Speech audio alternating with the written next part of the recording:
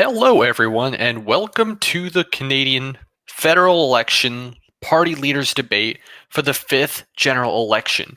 This election, Canadians from across the country will be following us on many issues that matter to them and will be, in the end, voting for an MP from one of many parties. Based on which one they believe can represent them the best. Here, we have 4 of the party leaders here to talk to Canadians about the issues that matter to them and to help inform you about what vote you're going to make. So without further ado, let me introduce the candidates and give them time to make a 1-minute opening statement.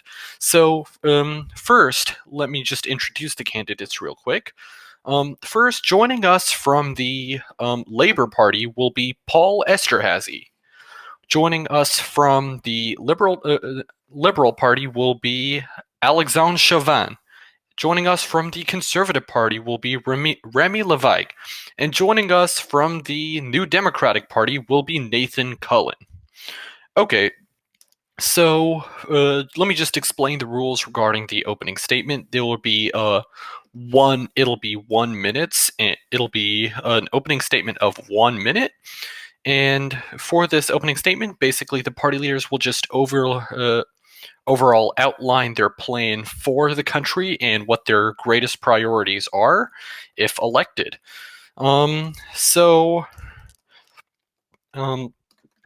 We will begin on a coin toss with a statement from the current Prime Minister, Mr. Nathan Cullen.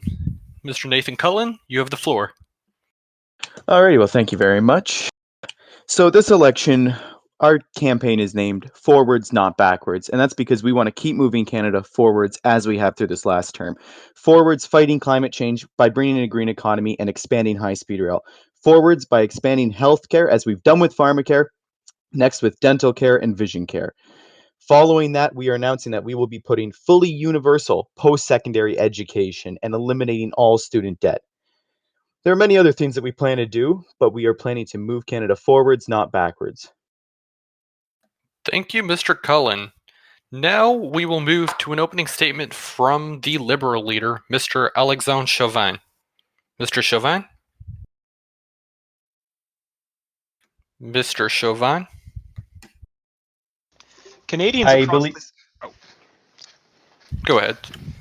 Canadians tuning in tonight are looking for a leader who will not only bring this country forward, but will institute real progressive changes that make their lives better.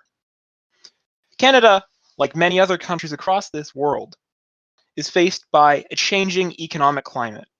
The policies that worked 10, 20, even 5 years ago won't work in the future.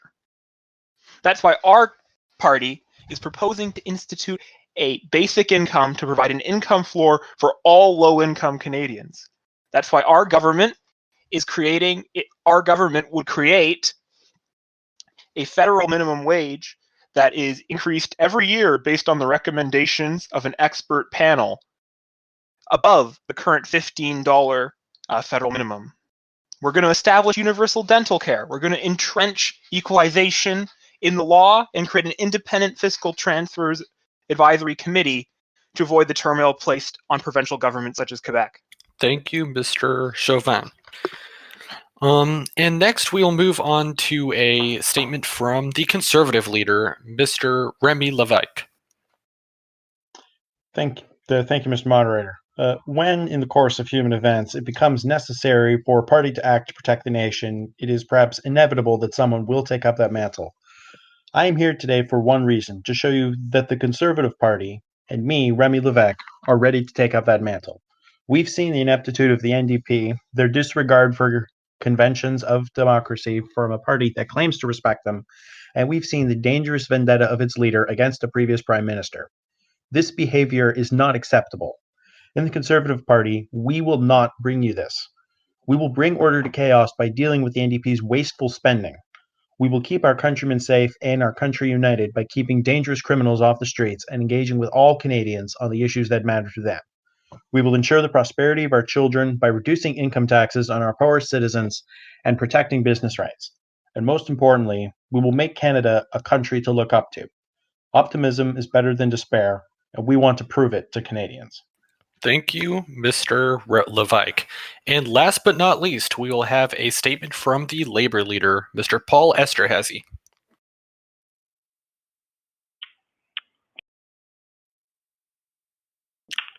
Good evening, fellow Canadians. I'm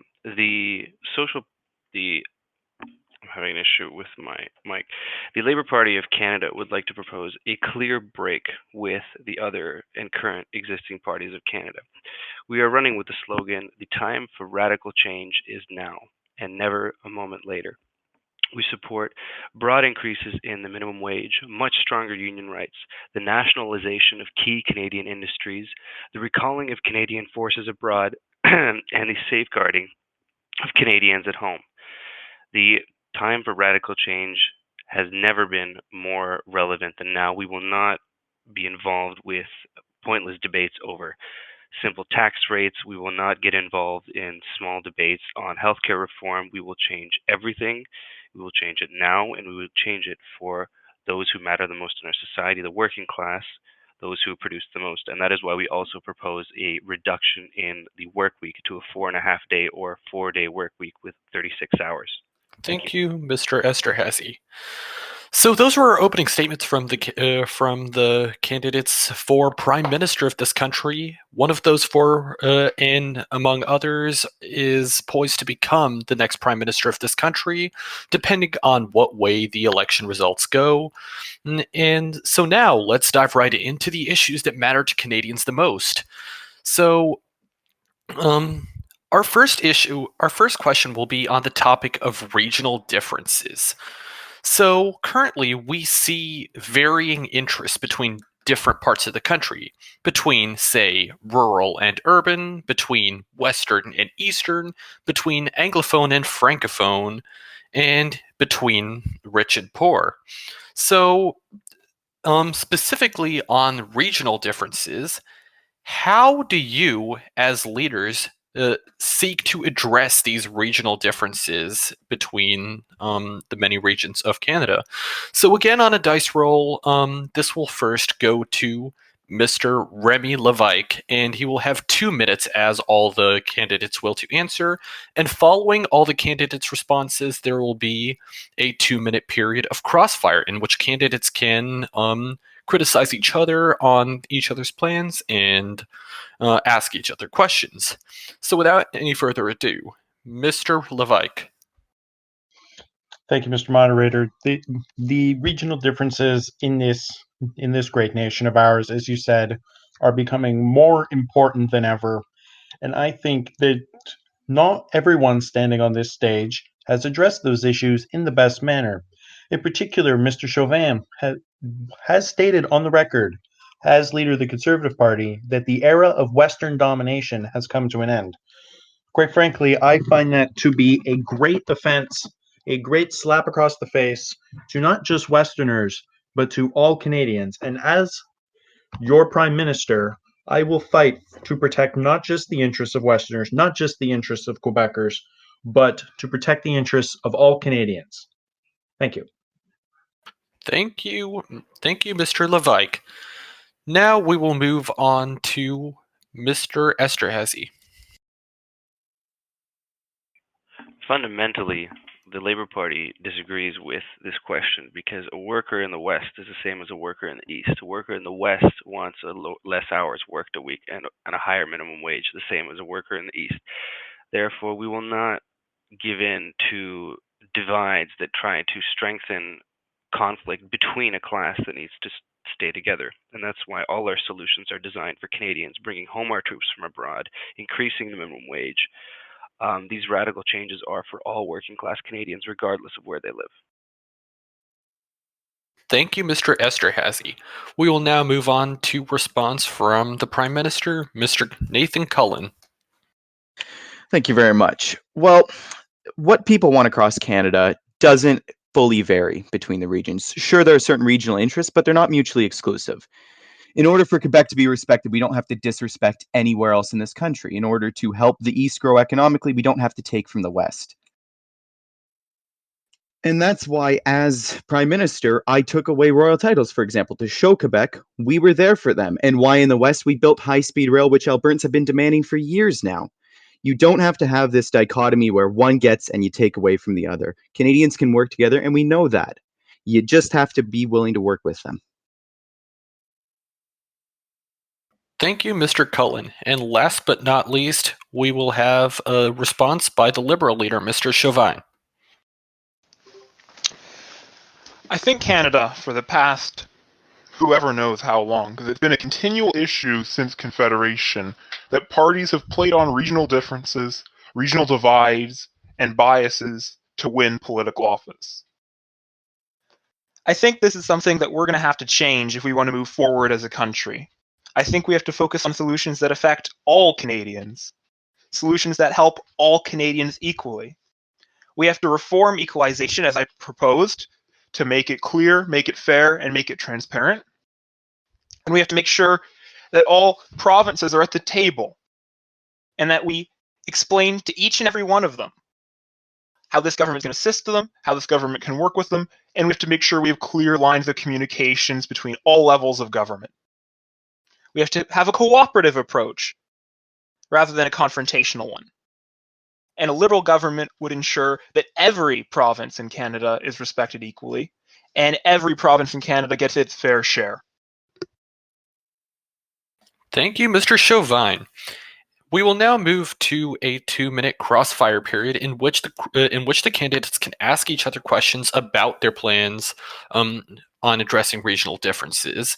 And that time starts now. Just remember, please try not to talk over each other, and please don't try to monopolize the time. I reserve the right to cut you off if you're monopolizing the time. And that time starts now. Well, Mr. if I could Chauvin. hop in here. Oh, yeah. You go ahead, My Mr. apologies, Levesque. Mr. Cullen. You Wow. can go first. That was fast.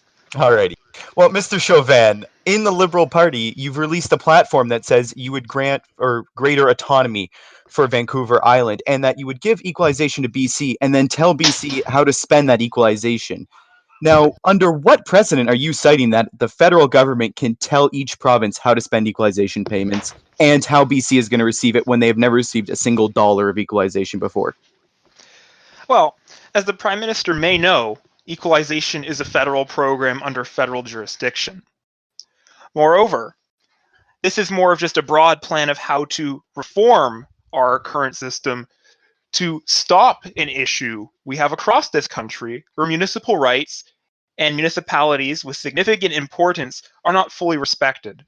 That's why a Liberal government would introduce reforms in consultation with the provinces to grant charters and entrench municipal rights in a cooperative framework with provincial governments. The constitutional limbo that municipalities exist in can't continue, as we've There's seen. no limbo. It's a clear-cut thing. And if you're going to sit there and say that equalization is a constitutional responsibility of the federal government, but then claim you're going to rewrite the provincial responsibilities, that's a complete disconnect there. Because you're saying, well, the Constitution says this, but then going against what it says in another way. never said it was a Mr. constitutional Levesque, responsibility. Mr. Levesque, Mr. Esterhazy. Mr. Esterhazy, why are you, a leader of a left-wing party, being so reductionist with your views on what the workers want? The views of a worker, say, in an office building in southeastern Ontario, is going to be way different than the views of a Saskatchewan wheat farmer. Why do you suck? Pretty sure if you ask a worker in Saskatchewan or a worker in St. John's if they want a raise, they'll say yes. I'm pretty sure if you ask them if they want to work less for the same amount of money, to be paid how much they're working, truly, they'll say yes. And I'd also just answer the reductionist question. I'm not the one who, the Labour Party is not the one who is reducing the entire equalization scheme to simply, oh, it's a right of provinces, we need to give them money, they can do whatever they want with it, and we can't control any of that money, because that's absolutely reducing things down to the bare minimum. We can clearly reform things in Canada, so let's not pretend like we can't. There's more to workers' rights than pay raises, Mr. Esterhazy. If I could answer what Mr. Esterhazy said there.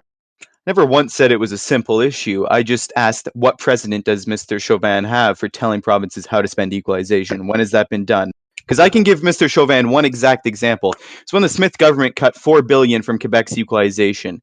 which, by the way, both the Labour Party and Conservative Party voted against restoring. Thank you. Thank you, leaders. As moderator, I've taken a bit of license and extended this period for 3 minutes because the party leaders took less time to answer the question than 2 minutes, and so we had more time for Crossfire. However, Crossfire remains 2 minutes in the future. Anyway, we will move on to our second main topic, the environment and how it's intertwined with the economy. So, leaders, brutal fights exist and have existed for decades over pipelines, oil sands, carbon emissions. So, to you, my question is it possible to reconcile economic growth and environmental protection? What will you do to reconcile the two? Can they coexist? And if not, how will you make sure that protecting one does not sacrifice the other? So, on a coin toss, this will go to Mr. Cullen first. Well, I have 2 words for you: green economy.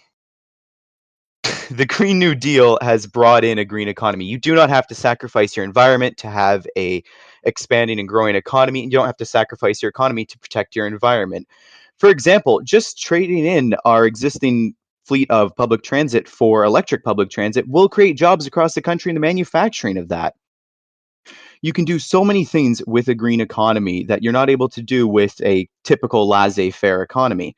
The fact is, and we've proven it time and time again, that you don't have to destroy the environment to have a nice economy, and you don't destroy the economy to have a nice environment.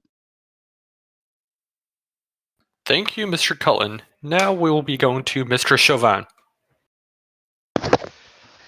Here in the Liberal Party, we believe better is always possible. And that applies nowhere more than in our economy. Our plan will focus on reconciling economic growth and environmental priorities. But before we get into that, we have to talk about the fact that the way things have been going have not been correct.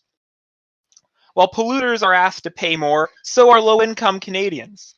The rebate that the NDP has proposed and implemented is only giving low-income Canadians $8 per month, meaning that they are taxing Canadians more. We, the Liberal Party, will protect low-income Canadians and put more money back in their pockets by expanding the carbon rebate. And we will work to meet our targets and balance the carbon equation. Thank you, Mr. Chauvin. Next, we will go to Mr. Esterhazy. Well, considering that the question was about pipelines, I'll give an answer about pipelines, not a carbon tax. And fundamentally, we have one word: nationalization. The Labour Party will nationalize the remaining percent of Canadian oil sands that are not in Canadian hands, first fundamentally so that we choose what to do with it, whether we want to use it or not. And the second process of our plan is that there are provinces in Canada which import Canadian oil when we produce more than enough oil. Thus, it is much more worse for the environment for us to be buying foreign oil when we could be using our own oil. So we should be able to decide whether we use oil or not, but we have more than enough. And by nationalizing it, we will give ourselves the choice to decide what to do with oil in the future. Thank you, Mr. Esterhazy. Last but not least on this question, Mr. Levike. Thank you, moderator. As we've just heard from the other party leaders, it's not exactly a divided question on whether climate change is a negative impact on Canada. It is. But where I disagree with the people on this stage is how to deal with it. Climate change is too big of a problem for one person, one province, even one country to deal with alone. We need to work with other countries. We need to work with major corporations.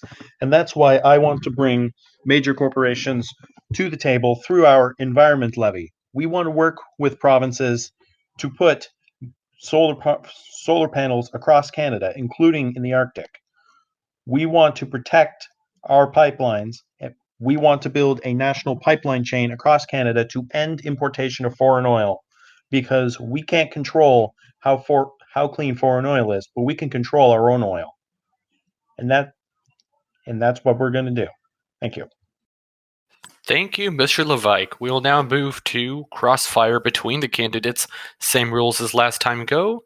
You have 2 minutes and possibly more. Let's go. Mr. Cullen. Yes. While your government has talked about a green economy, we've seen the issue with your economic plan for a green future that many targets have faced. The fact is, it balances one side of the equation, but it doesn't focus on the other. This government, if it is to really be revolutionary and a leader in clean and green technology, needs to focus on carbon and on carbon capture technology, on ways to not only limit carbon emissions, but take carbon out of the atmosphere. How are you going to address that? Well, the $1 billion of funding for climate change technologies in our budget certainly addresses that. But to put it back to you here, now you said the carbon rebate that we're giving out is only $8 a month, and well, that's true. Have you done the math on what the average Canadian pays into that? Because we have, and it's about $6.75 a month. And it applies to everybody, not just low-income Canadians. And actually, furthermore, I'd like to ask, you come out saying you support a price on pollution now, but you voted against it when you were Conservative leader, so what's up with that? I'll let you finish, Mr. Cullen, but $1.25 a month, nobody on this stage is 12. They're not going to go to the convenience store and buy candy every month with their carbon tax It's rebate. not meant to do that. It's meant to offset the additional costs. There is no way that $6 is the only effect that this carbon tax has on Canadians. The effects are multi-level and affect all aspects of the economy, and we have to be willing to address them. So you can't answer the question then? When it comes to the question of the carbon price Your that my specific voting opponent on has it. raised, it's that I disagreed with the way it was being implemented. I think it didn't address the issue properly, and I didn't think that it was right for Canada. I still don't. I think we need to make real reforms to how the carbon pricing program works. I think it needs to be much clearer how the money's being used and how it's being distributed. We need to be transparent, we need to be clear, and we need to communicate with Canadians. We need to make sure that Canadians working in the energy sector aren't left behind. So, for example, would that include worker retraining for affected workers? You can't ask workers that are already close to retirement to retrain. We need to have a much more comprehensive plan, and that's why we're including basic income into our plan, and we're going to help old age pensioners, and we're going to help retiring workers. Well, if I can Thank just you. interject. Thank you, leaders, for that crossfire. And with such questions about the economy, what better way to segue into our next topic on the economy? So in the past, we've heard a lot of our elected politicians, and in this election, we're hearing all of you talk a lot about how to put more money in the pockets of Canadians. That is to say, through tax cuts, or through economic incentives, or through entitlement programs. And as we all know, such economic plans rely on money entering the economy and becoming part of the economy, and that relies on economic growth. So my question to you all is, how will you encourage economic growth? How will you encourage innovation, investment, and greater risk taking in the Canadian economy? So, by random selection, that will go first to Mr. Levike.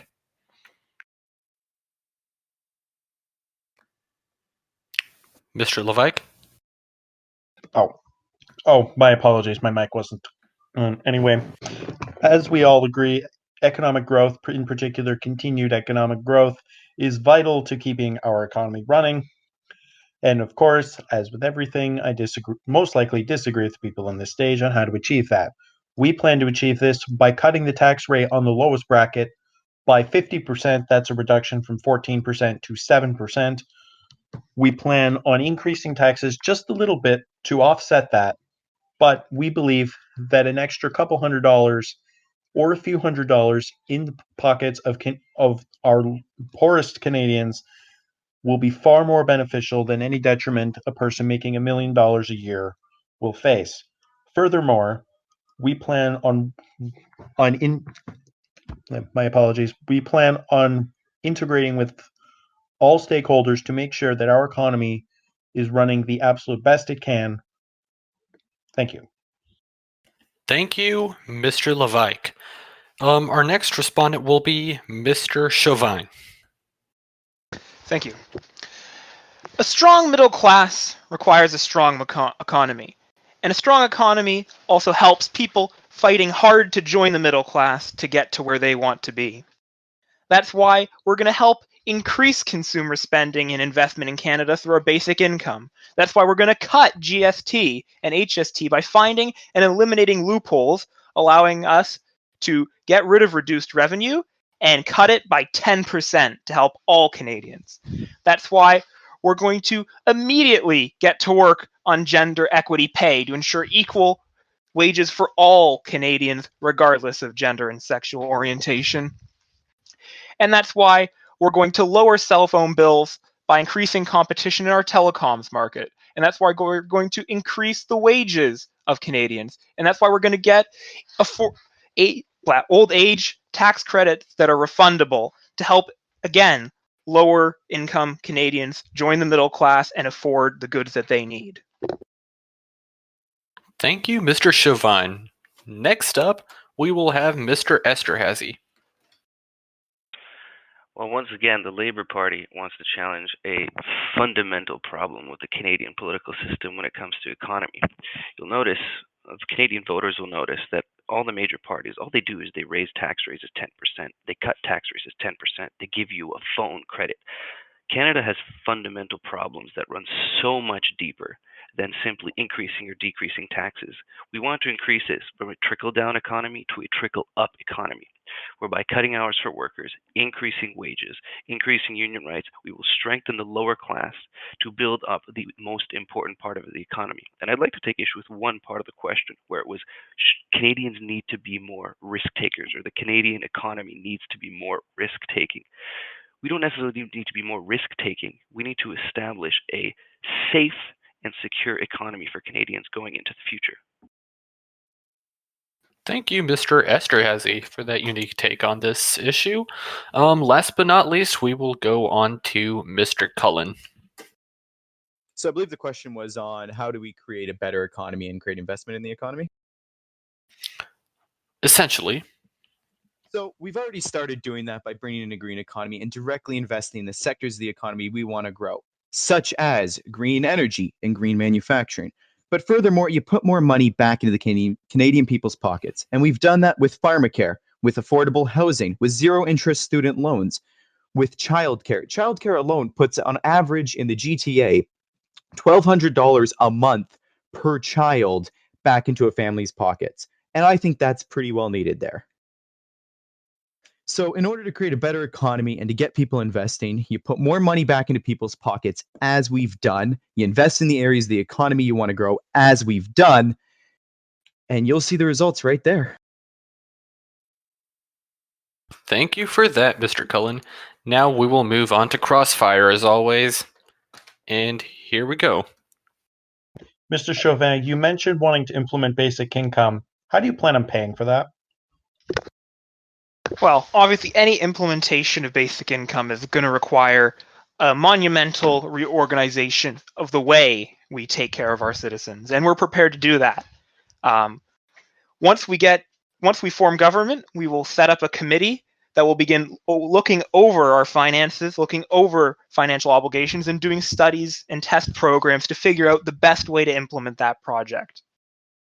But Do you have a cost on that at all? Until we get these tests done, until we figure out how it's going to work, what the best way to implement basic income in Canada is, we can't have that answer truly. We're going to be responsible, and we're going to have experts who know about this subject work on the details.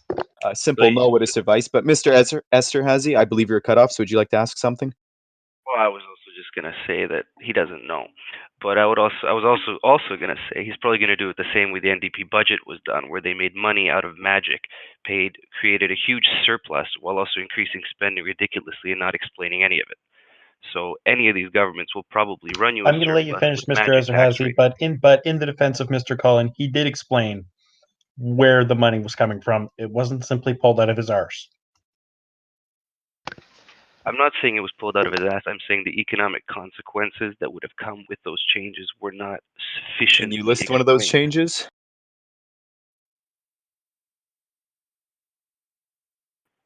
If I were looking at the budget right now, then I could have. I won't pretend and say I won't say big words and say I know the whole thing off the top of my head. Well, you could have shown up to Parliament to debate it if you felt so strongly about it. Mr. Cullen, the NDP have been missing in action when it comes to affordability for middle-class Canadians. They have failed to reverse the previous government's caps placed on savings accounts such as RRSPs and TFSAs, when they have such a large surplus to work with. A Liberal government would have removed those caps and helped Canadians retire. Why hasn't the NDP helped Canadians who already struggle to afford life in old age? Why haven't they made life easier for them with such a large surplus? Well, to put it simply, if that's what you believe in, why didn't you put anything forward when you were leader of the opposition? But that being said, the average Canadian can't afford more than $200 in expenses right now. Savings isn't in their budget. They need to get more money in the checking account before they can put anything in savings. And that's Thank you, exactly what leaders. we've done. Go ahead. Thank you, leaders, for that crossfire period. So, in the course of this debate, we've heard a lot from the party leaders about their plans to make sure more money stays in the hands of the people, either through expanding entitlement programs, expanding basic incomes, or changing how taxes work, or through plans to restructure the economy, even. So, party leaders, for Canadians, defend your plan right now.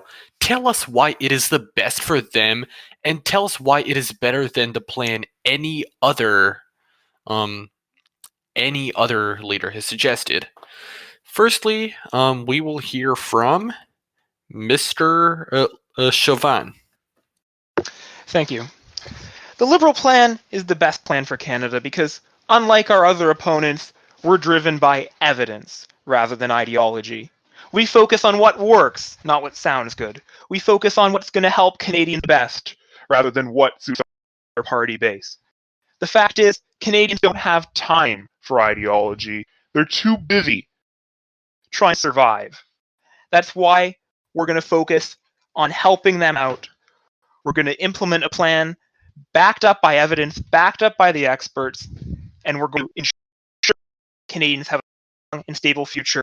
The only that's going to fight the middle class, fight for struggling. My apologies. I'm Mr. Chauvin. Could you repeat that? I think your mic's having some difficulties.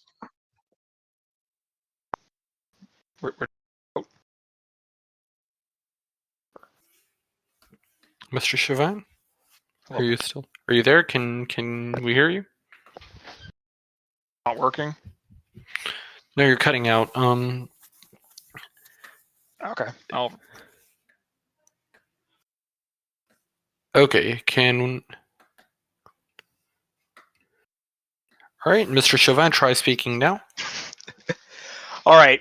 After the technical difficulties have been resolved, I just want to point out our plan is the best plan for Canada because, unlike everyone else, the Liberal Party and our plan is based on evidence, not ideology. We're going to focus on what works, what's effective, and what's going to help lift Canada up, not put Canada down. Our party is going to fight for the middle class. We're going to fight for lower income Canadians struggling to get better, to live a better life. And we're going to help them and every Canadian struggling to join the middle class to join it. We're not going to assist the rich, and we're not going to be blinded by ideology when it comes to our policies. We're going to listen to experts, and we're going to listen to evidence, and we're going to fight for Canada. Thank you, Mr. Chauvin. Next, we will go to Mr. Esterhazy. The question repeated quickly.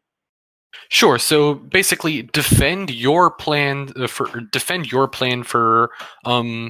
making sure the average everyday Canadian has more money, and say why it is the best plan. Why it is better than the other leaders' plans. Okay, thank you.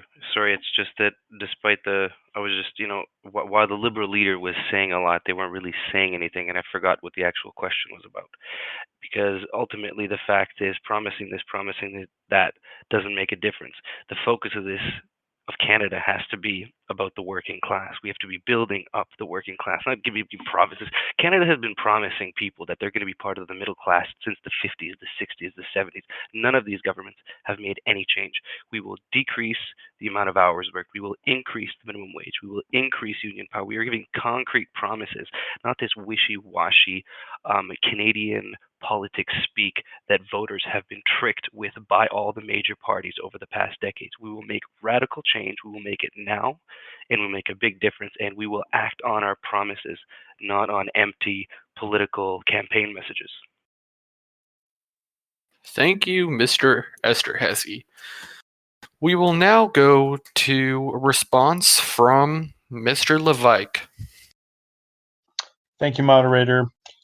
Why I believe our policy for the economy is the best at getting Canadians ahead is because I come from a family of businessmen. I've worked both on the floor and in the office, and I've seen what workers and Canadians across this country really need. We're going to give them tax cuts so that they can take more money and more food home to their families.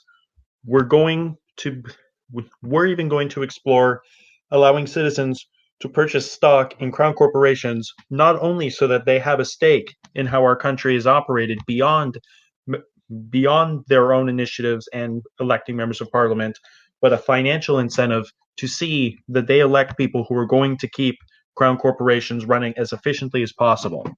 And that's why I think our economic plan is the best for this country. Thank you, Mr. Levike. Last but not least, Mr. Cullen. Well, let's break it down. We need to create jobs by having a green economy. We need to expand our healthcare, as we've done with pharmacare, dental and vision, but going further to make a universal dental care system, universal vision care system, and a universal mental health care system. Following that, removal of zero-interest student loans means everyone who's trying to get ahead doesn't have to pay interest. The fact that the government tries to make money off someone getting an education is ridiculous. And we're going to take that one step further, and we're going to bring in universal post-secondary. Every other European country has this, and they act just fine with it. It's ridiculous. If you want someone to be able to raise themselves up, you have to give them the ability to do that through education. Following that, free public transit and high-speed rail across the country is fantastic for reducing cost of living and getting Canadians where they need to go quicker. Thank you, Mr. Cullen. We will now move to crossfire between the candidates. You know the gist of this. Let's go. May I start here? So, Mr. Chauvin, you said you're not for the wealthy, but why'd you vote against the wealth tax? Because I believe that we have to focus again on what works. Making this country reliant on a tax that will continue to falter as wealth leaves this country, that is designed to falter as wealth is redistributed, is not fiscally responsible. It's not good for the economy, and it doesn't work. We need to focus on the people. We need to focus on things that really will raise them up rather than superficial changes that make yourself look good to your ideological base. That's Is why. $15 billion superficial to you? But that money is destroying the economy, Mr. Cullen. Wealth taxes have never worked in any countries they've been tried.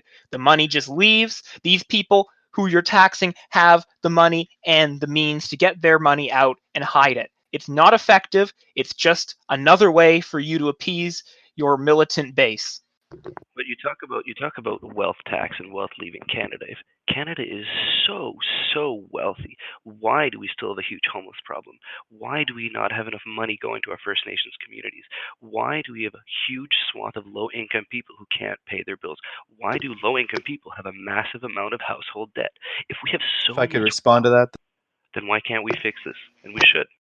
Those are the issues we really care about. Why did you vote against $1 billion for clean drinking water for Indigenous community? Why did you vote against a $2 billion fund to end homelessness in Canada? Can I answer to that? Oh, it's Yeah. because it absolutely there was another problem in that bill that I found. It wasn't enough. I supported a $9 billion increase, and there was another problem. Again, I don't have the bill in front of me, but there was a technicality in that bill with the way the First Nations community should be handled that I disagreed with, and our party Mr. disagreed with how it should be handled. Mr. Esterhazy, you mentioned that the bill didn't go far enough in giving money to First Nations. Do you really think that providing more funding to First Nations should be all or nothing? Once again, I mentioned that there was an important part of that bill which the Labour Party disagreed with, which was not just the funding, where it was sort of an appeasement, the way that bill was trying to be structured, which we do not agree with. It needs to be a radical change. It needs to happen, and that is why we supported it. I think for the first time, I have to agree with my Labour colleague this night. The actions that have been taken are mainly superficial and to make good press releases and don't solve the root of the problem. We have to do more and we have to get it done. It's obvious that Mr. Cullen didn't get it done. It's obvious that his priorities aren't correct. It's obvious that this government, with its surplus, is still leaving billions of dollars that could be going to actual communities that are suffering, to Canadians that are homeless, but instead they're leaving it to pay off the debt, allegedly. We need to mobilize our resources, and we need to get this money that we're currently accruing in surplus back into the hands of Canadians. Thank you, candidates, for Could I have your a- answers in this crossfire period. So now we will move on to a question about the role of culture in Canada. Canada is a country divided on many fronts, and we'd like to, and I'm sure many Canadians would like to hear from the party leaders today. How much multiculturalism is too much multiculturalism, and what is the role of multiculturalism and immigration in society? Where in essence do you see immigrants' role being best, and how will they strengthen Canada, or how do you intend to make sure that the immigration system strengthens Canada the most and has the best impact? We will begin with an answer from Mr. Esterhazy. Well, fundamentally, we need to build Canada and continue to improve on a Canada that is attractive to immigrants. And Canada has a responsibility to help the refugees and those in poverty around the world. However, the Labour Party would like to turn on its head the notion of multiculturalism as good just because it exists. Because immigration to Canada is often the product of capital exploiting and being a brain drain on foreign countries. Often we take the best from around the world, we bring them here to work in our companies to give us a better lives, and we ruin other foreign countries. Canada, we want to encourage multiculturalism as diversity, but not multiculturalism as labor exploitation of other countries. That is why we support a current immigration limits, but we want to reform the exploitative visa and work permit programs that are used to both undermine Canadian workers and to exploit foreign workers. Thank you, Mr. Esterhazy. We will now hear from Mr. Cullen. I'd like to say that question to begin with was quite loaded. But anyways, multiculturalism is a fundamental Canadian value. We are a nation of immigrants, and without immigration, we wouldn't be here today. That's a simple fact. Multiculturalism is a wonderful thing that only adds to this country. There is no thing, to quote Pierre Trudeau, there isn't a set Canadian.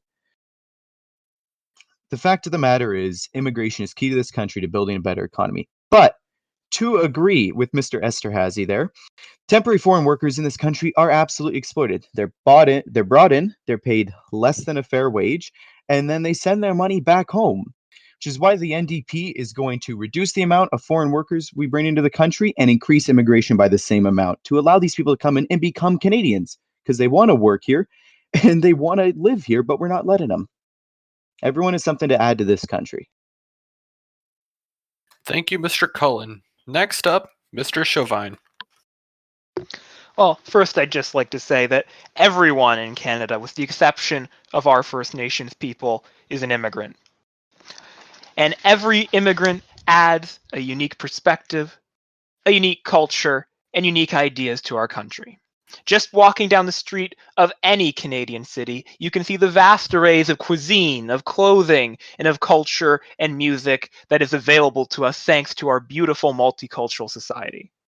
And that's the legacy that Pierre Elliott Trudeau and so many other prime ministers have left us with, is an immigration system that works and an immigration system that can be expanded, as Mr. Cullen said. We also don't believe that everyone who wants to work here should have to become a citizen. We're going to maintain the foreign workers program and allow people who just want to come to Canada to serve a contract or work for a little while. We're going to continue to let them to do that, allow them to do that as part of our program to keep and manage labor shortages. I believe Canada is strong only when we have all communities represented, and I believe our diversity is our strength. Thank you, Mr. Chauvin. And last but not least, Mr. Levike. Good, thank you. And first off, I agree with Mr. Cullen that the question, as asked by the moderator, is a bit loaded. So I'm instead going to reframe it as what multiculturalism means to me. And what multiculturalism means to me is taking the immigrants that come into this nation and sort of absorbing the most beneficial qualities of whatever country or culture they come from to the general benefit of Canada. And what we can't do with multiculturalism is import values that are dangerous to the values of democracy and human rights that have defined Canada since its inception. I'm sure that many people here followed the Shafia murder trials where members of the Shafia family killed their daughters in honor killings. We cannot import that into Canada because if we import that into Canada on a large scale, we lose what makes us valuable in the world. And I agree with Mr. Chauvin in part that diversity is our strength, but we cannot sacrifice our core values in the name of diversity. Thank you, Mr. Levike. And now for crossfire between the candidates. Let's go. Mr. Levesque, what we've seen tonight is that the Conservative Party is desperate to win back seats.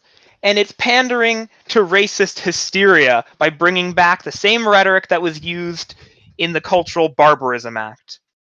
I ask if you can withdraw these horrific statements. But do you think that we should allow people who engage in honor killings, people who throw gay people off buildings, do you think we should let those kinds of people into Canada if they will not renounce those dangerous beliefs?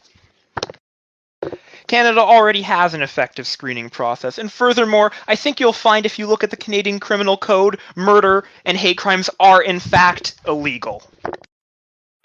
I would like to draw it back and just to clarify comments, since it clearly ruffled some feathers, is that Labour fundamentally disagrees. One of my earlier honorable opponents mentioned that, well, it's important, to have diverse restaurants and to see different kinds of people, but Canadians often forget that the reason why we have all of this is because there is war and there's poverty and there are horrible situations around the world. And that is what we have to base our immigration policy off of. Not what kind of food you can eat on the corner, but where can we help the most in the world? Where can we help our own workers the most? Not what kind of interesting kinds of culture we can add to this flavor that we have here, this salad. It needs to be pragmatic and it needs to do with real world problems, not these multiculturalist fantasies. I have to say that I agree somewhat that our policy has to not only be to promote multiculturalism, but it also has to be to allow the safe, the unsafe, the vulnerable, and those in danger to have a safe haven. In the Second World War, Canada failed to allow Jewish refugees to escape. We can never allow ourselves to be on the sidelines while genocide and ethnic cleansing occurs ever again. Sorry, can I just clarify there? You said we allowed Jewish refugees to escape? We did not allow, we failed Okay, to I allow. wanted to clarify that. And if I could just respond to something, I believe Mr. Levesque said there, Canada's always stood for human rights. I'd just like to point out the numerous human rights abuses of the First Nations people across this country by the Canadian government throughout history. No country is perfect, Mr. Cullen. We can only hope to improve. Yeah, but let's not pretend we're completely innocent. We've done nothing. You actually have to try to improve, not just say multi-level analysis and the answer is complicated. I mean, that's what Mr. Chauvin has been saying all night, and look where it's got him. I see that a lot of party leaders seem to be very scared of what a renewed Liberal Party means for Canada. Because nobody But- knows what it means. Because you say I one think- thing in Parliament and your ads say a completely different thing. You vote against the carbon tax and then you come in and say you support it now. I've explained already our stance on the carbon tax, that it needs to be changed to help Canadians rather than put low-income Canadians down. Thank you, leaders, for the crossfire on this topic. Now we will be moving on to party leader specific questions, and for this we will it will work slightly differently. So for this, we will have 2-minute answers from the party leaders, but then after each answer, we will have 2 minutes of questioning of that party leader by other party leaders, because these questions are party leader specific. So we will begin first with Mr. Esterhazy. And the question for you, Mr. Esterhazy: your party, Labour, has had several members go against the party's platform on foreign policy, including advocating for an intervention in Syria. So, what is the Labour Party's position on interventionism and getting involved in foreign politics? And how would a Labour government be able to take decisive policy action on this front? Well, fundamentally, a Labor government would be anti-interventionist. The goal would be to bring Canadian troops home from where we can. Of course, not instantly, but as quickly as possible with the least amount of disruption, especially for our own troops. But regarding this question, I think it's more a question about whether MPs have to follow party line whips. And I guess I could say that there's been an interesting and disturbing trend in Canadian politics where MPs who once could represent their own constituents now need to follow party lines. And it's essentially a party leader voting with a party. And that's why Labour believes in bringing back this older Canadian democratic value of where we have a party platform, we have general ideas, and that is why we have strong ideas, and that is why our MPs stick with us. But if they disagree with us on individual issues, we will not force them to follow the party line, because their job is first and foremost to represent their own constituents. Thank you, Mr. Esterhazy. Other party leaders, if you want to ask questions to Mr. Esterhazy, you have the floor. So I'd like to ask Oh, no, my apologies. We're Mr. jumping Cullen. in. Mr. Esterhazy. So how can the Labour Party maintain any form of coherence over it? Because the Labour Party did put forward a bill advocating for the immediate withdrawal of all troops, but then also advocated for intervention in Turkey, specifically, or in Syria, specifically against Turkey, which would trigger Article 5 in NATO, which would put us at war with the entirety of NATO, our own allies. So where's the consistency out of your own party here? Well, I'm also sure, and I'll be the first to admit it, and I guess I'll speak to Canadian voters honestly. The Labour Party has not had a completely not rocky ride in this past term in Parliament, but that is because we're not afraid of new ideas. We're not afraid of change. We're not afraid of change from within, and we're not going to promise you the same stuff that a party's been promising for the last 30 years. And that is why, yes, you're right, we did flip-flop on that issue, and we take responsibility for it. And that's why we're coming into this election saying we are absolutely anti-interventionist. We are not completely against Canada posturing on the world stage, but we will not be moving troops as a government anywhere into a foreign country. And that's why we take responsibility for that. And we know that Canadian voters will look at our honesty and our policies and our ideas when they make the choice. I could ask a follow-up to one of the few things you said in Parliament this year, or this term, I should say.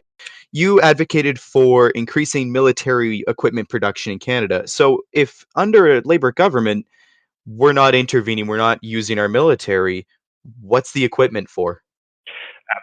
Canada has a outdated air force with very expensive planes. We have 4 submarines that don't work. We have a decent navy that we're building, but even our icebreakers are more like slush breakers. So the reason the Labour Party feels that we need to absolutely strengthen our defense, first and foremost, is because Canada, that would provide a lot of jobs, especially in the East Coast, which is where we need to build our industry. And secondly, Canada has a ridiculous amount of fresh water. We have natural resources, and we are moving into a multipolar world where China is rising, Russia is rising. We can no longer depend on the United States. We need a strong military to defend our own people, to defend our own workers, and to defend our natural resources, because we are a massive country with lots of land and lots of resources. And if we can't defend them, we might lose that in whatever catastrophes will come in the world ahead. Thank you, Mr. Esterhazy, for those responses, and other party leaders for your questions. Next, we will hear from Mr. Cullen. In recent days, there has been the emergence of the threat of avian flu, and the federal government has not, to date, taken any action on this crisis. Why not, and how does your government plan to address this crisis? Well, we're going to work with the Health Canada officials because I'm not a doctor. The fact of the matter is it needs to be evidence-based, and we need to take it from there. Now, we've asked Health Canada to prepare an action plan for specifically how to deal with this. We've dealt with epidemics like this before, or emerging epidemics, I should say, and we're just waiting for Health Canada to get back on us, which, in a meta note, is the mods. I asked about this specifically multiple times. Mr. Cullen, what is this meta you referred to? Okay, so to further go in depth on this question, then, so what kind of plan, like, to what extent is the federal government willing to go in order to prevent avian flu from becoming a major crisis? Are you willing to take short run hits to the economy? How far is the government prepared to go to follow whatever Health Canada should recommend? Well, depends on what Health Canada recommends, obviously, and currently I believe it's up to 25 cases. I mean, we have quarantine procedures, but it's no, quarantine a whole city if that's what you're suggesting there. It's a very nebulous question. We'll take the precautions that we're advised upon, and we'll take it as it goes. We can't. See, I'm not going to postulate on this being the next massive epidemic. Okay, thank you. Other party leaders, if you'd like to ask any questions. I'd just like to ask why this government won't take proactive action. We've seen before, like in the H1N1 epidemic, that waiting to the last minute has resulted in numerous deaths and numerous people suffering. Why don't we get the resources on the ground now and make preparations now? Why wait? And why allow the crisis to grow out of control? Well, Mr. Mr. Cullen, Chauvin- we should have our center, we should have our disease and control experts and epidemiologists out west working round the clock, monitoring and analyzing this virus. We don't have time to wait and see how bad it's going to get. No, you make an excellent point there, Mr. Chauvin. And the fact is, what we're going to do is we've asked Health Canada what they think is best, and we've asked them, and we haven't heard back yet. So we're going to fire the head of Health Canada right now because the fact is they haven't done their job. The government went to them and said, we need to prepare for this, and proactively asked, and they did not get back to us, and they failed in that. We need to have some accountability here, no matter who it's from, and that's what we'll be doing. Mr. Cullen, you are aware that the head of Health Canada is not the only employee of Health Canada, right? I'm aware, but that's what leadership is. It's taking responsibility. And when Health Canada is not doing their job, that falls upon the leader of that organization. Mr. Cullen, it sounds to me a lot more like your government's failed to take action, and now you're using a nonpartisan employee of the government as a scapegoat for your own mistakes. Okay, on a meta note, no. Okay, let's move on to the next question, and that will go to Mr. Levike. Mr. Levike, Your party has spoken about changes with the relationship between the federal government and Canada's First Nations in your platform and in policy otherwise. So, how do you, and you've also spoken about your plans to expand pipelines and Canada's role in the oil industry. How do you plan to act with First Nations around this promise? Thank you, moderator. What I believe is that First Nations have a lot to benefit from expanding our pipeline network. However, I've met with many First Nations as a businessman, and I know that First Nations peoples are not a monolith, and that their concerns are extremely valid. And therefore, as Prime Minister, I hope to personally sit down with First Nations representatives across the country to work out a sort of grand bargain that will allow us to end the importation of foreign oil while protecting the rights of both First Nations reserves and hereditary chiefs to manage their own affairs as they see fit. Because I do not believe that the rights of First Nations and the expansion of pipelines are necessarily contradictory. Thank you. Okay, thank you, Mr. Levike. Now, other party leaders, would you like to ask Mr. Levike any questions? I have an on-topic question for that. So, Mr. Levesque, do you believe First Nations groups should have to give prior and informed consent before natural resource exploitation or exploration happens in their territory? I do. All right. Glad we're on the same page then. Any other questions? Actually, I got another one, I guess. How do you plan to get everybody on board with a massively expanding the amount of pipelines and refineries in this country? Not just First Nations, but Quebec as well, and pretty much all the other provinces you need, because out east, they don't have the pipeline capacity or the refinery capacity to meet demand. As I stated earlier, it is my hope that we get all stakeholders together, First Nations, corporations, the people who will actually work on the refineries and constructing the pipelines together to come up with a grand bargain to ensure that everyone benefits from the arrangement. So you're assuming the answer will be yes. Yeah, that seems like you know the answer, but you're asking anyways. As I said in my opening statement, optimism is better than despair. Mr. Levesque, people out east and First Nations have said many times in many places that they don't want a pipeline. Are you going to then use your so-called grand bargain as just a way to force through your own policies, or are there going to be money under the table from the energy industry? How are you going to make it work? I'm not going. This is a grand bargain, not a corrupt bargain. If we need to provide economic incentives well, I apologize, not economic incentives. That sounds like bribery, but sort of, if we present economic benefits to First Nations communities and other non-First Nations communities, I believe that we can work a compromise out. Can I ask one follow-up question? You may. Mr. Levesque, how large of a check did the oil companies give you? I believe Mr. Cullen called me out for accusing him of bribery, of bribing him being bribed by Red Lobster. I don't believe that that's appropriate for you to ask. If you believe that I have done something illegal, you're more than welcome to make a report to the RCMP. Otherwise, please close your mouth. Thank you, Mr. Levike, for those answers, and the other party leaders for your questions. Last but not least, we will have a question for Mr. Chauvin. As the Liberal Party, seen as between the NDP and Conservatives, you were often seen as the balance of power. In the case of no party getting a majority government, you have, therefore, a good chance of being a kingmaker. How will you choose the king? Well, I think I'm going to choose, if we are in a position where we can't form a government, which I think by the end of this election, we will definitely be in a position where we will not be the kingmaker, but we will be the king.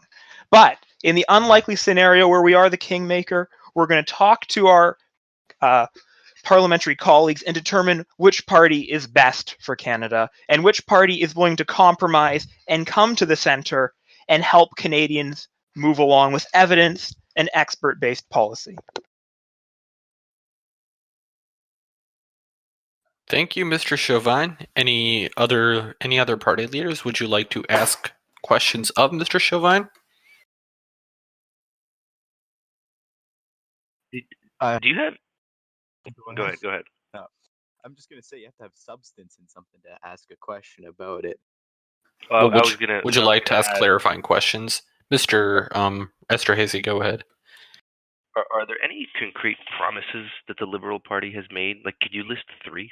Just because this entire debate, being completely honest, I still do not know what promises the Liberal Party is making Canadians other than consulting with experts, which they do very well.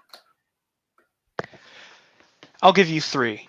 Basic income, fixing the massive deficits for Native communities, and to follow that up, gender pay equity right off the bat, day one. I believe gender pay equity was legislated multiple times in each province in this country. And yet the gap and seems federally. Because the gap doesn't just occur when they get paid. It occurs in things like maternity leave and the fact that women are primarily the carers for their children, which is exactly why childcare is so important, because it allows working mothers to be able to actually still work and get paid. To have affordable childcare helps end that gap. And you know what else helps end that gap? Reporting salary for the position, which is something Ontario previously had and got rid of them, and I'm very upset about that.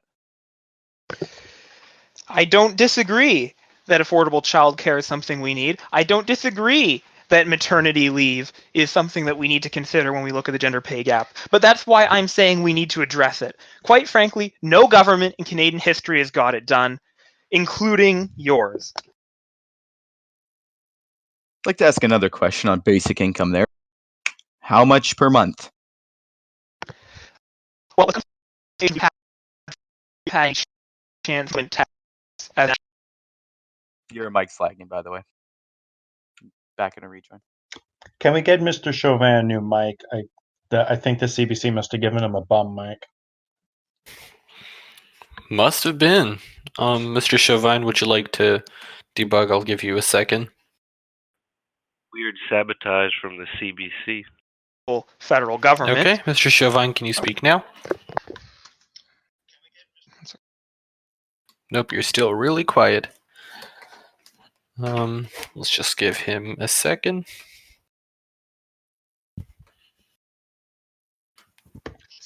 Okay, Mr. Chauvin. Sorry. I'll Yeah. state the question. Yeah, How please. much per month and how are you paying for it? Well, when it comes to the number, from our consultations with the experts so far, we're looking at around $600 per month for adult Canadians. When it comes to how we're going to pay for it, we're going to have to restructure the current social safety net systems in order to accommodate it, and we're going to make sure that people end up with more than they currently do through the welfare system. What do you mean by restructure, Mr. Chauvin? That would require restructuring of back of the napkin math here, but almost 2/3 of government expenditure. Do you believe the Canadian government spends 2/3 of its money on social safety nets? Absolutely not. We're going to, again, have to do a lot of work, and we're going to have to do a lot of cooperation with provincial governments as well to find an affordable, fiscally responsible, and productive way to implement our basic income plan. I'm not going to say it's going to be easy. It's going to be hard, and it's going to be difficult, and it's going to take a lot of work. But that's what leadership is. It's going in with an idea and getting it done. Well, I'd like to address that leadership you said there. Is that the type of leadership that gets you removed from the leader of the Conservative Party and gets you voted out? You see, Mr. Cullen, Canadians have had enough of partisan politics. They've had enough of division. They need solutions. They don't need more bickering on the debate stage. Indeed, they need solutions, and unfortunately, they're not going to get much of that from you, Mr. Chauvin. I believe the Conservative Party thought the vote of confidence in you and removing you was a solution to a significant problem. It obviously was not. It seems to me that a cabal of members of the Including Conservative two people Party in your own Liberal Party now. Thank you for these questions and answers. But unfortunately, now we have to move on to closing statements for the debate, and we will begin with closing statements. So please just summarize your policy. You have 2 minutes to make your closing statement. And we will begin with Mr. Chauvin. Thank you. Tonight, we've heard a number of good ideas, but we've also seen the continuation of a dangerous trend in Canadian politics. We've seen, rather than talking about the issues, we've seen everyone resorting to personal attacks. We've seen division, dogmatism, and ideology being used to justify political goals. Canadians have had enough of partisanship. They've had enough of fighting. Canadians need a government that's going to get to work and get things done and is going to work with the other parties.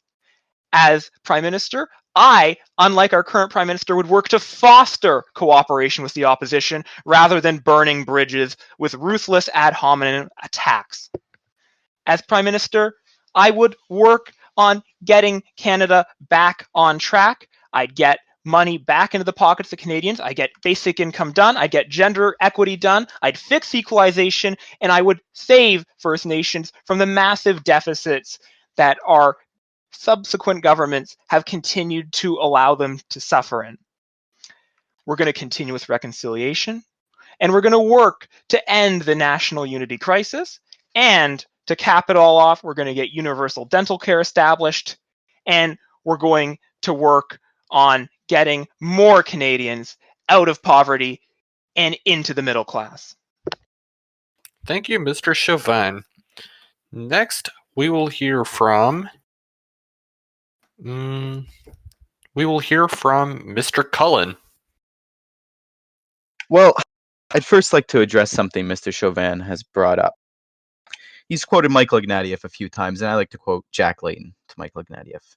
Now, Mr. Chauvin, I don't know any Canadian who doesn't show up to work and gets a promotion, but I certainly don't know any Canadian who doesn't show up to work, gets fired, and then asks for a promotion. If re-elected, New Democrats will expand our green economy, expand healthcare, and get this country working for you, as it already has started. We're going to make sure the wealthy pay their fair share and keep them in check by making them pay that fair share. The fact of the matter is, New Democrats are the only people up here who are saying, let's keep a green economy going. Let's expand not just dental care, but vision care and mental health care. And we're the only party saying, let's move to fully universal post-secondary. I'd like to end by quoting Tommy Douglas. Courage, my friends, 'tis not too late to build a better world. And the fact is, you build that better world by moving forwards, not backwards. Thank you. Thank you, Mr. Cullen. And now we will hear from Mr. Esterhazy. Well, I'd like to, for a moment, talk directly to Canadian voters. Ultimately, you have the choice between four parties. One party, the Liberals, essentially will give you focus groups. They have no ideas. They will tell you, they will bring you solutions, but they won't do anything. Then you have another party, which is essentially bought by big Canadian corporations and big oil.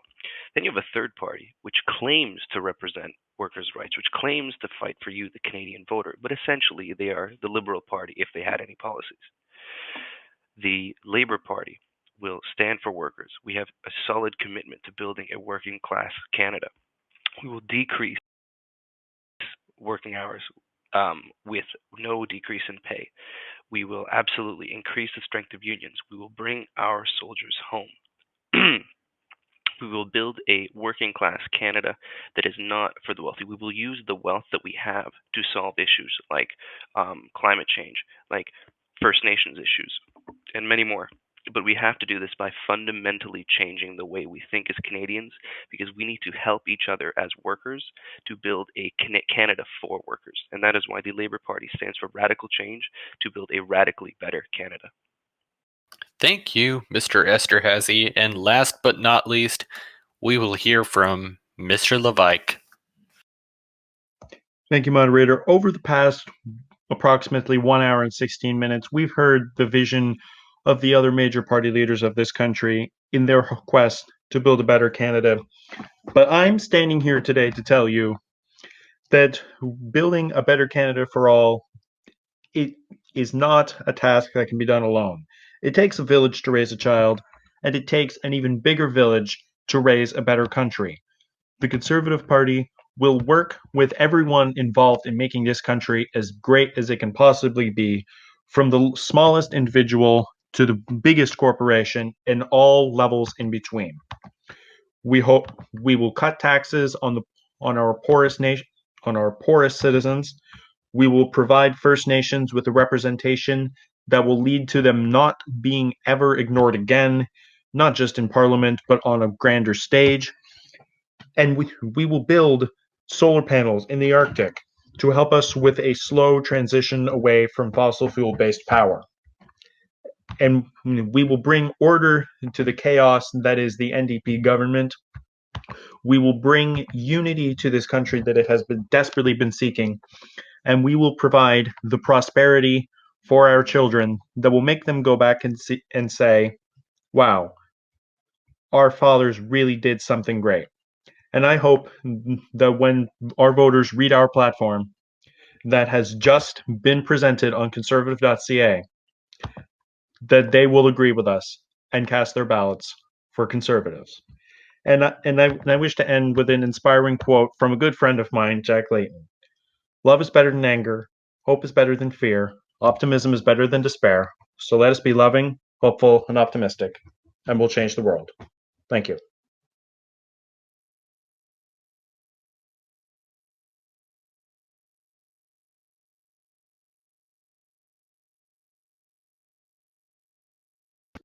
I was finished, Mr. Moderator.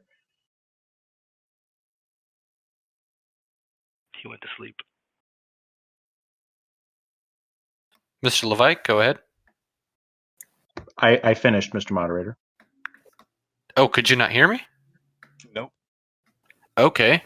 Thank you, Mr. Levike, and thank you all the party leaders for coming out and participating in today's debate.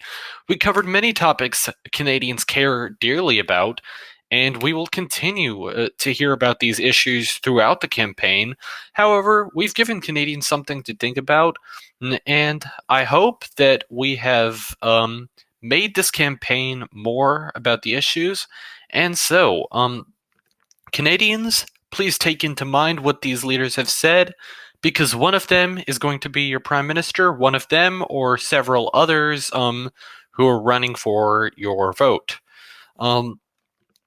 Thank you for joining us once again, and this was the debate for the 5th general election.